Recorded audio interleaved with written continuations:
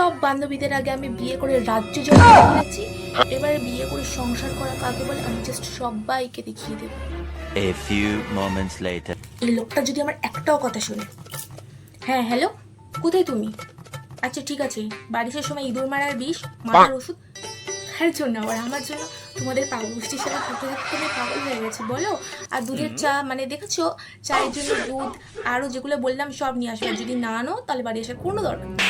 ধুর, কি করে যে 7 তাড়াতাড়ি বিয়ে করতে গেছিলাম আমি, এখন সারা গোষ্ঠীর রান্না করো। আগে জানলে আমি বিয়ে করতাম না আমি বিয়ে, আমি মুঝে বাঁচাল। ও না না না না, শোনো এরকম করতে নেই, গাও গাও গাও।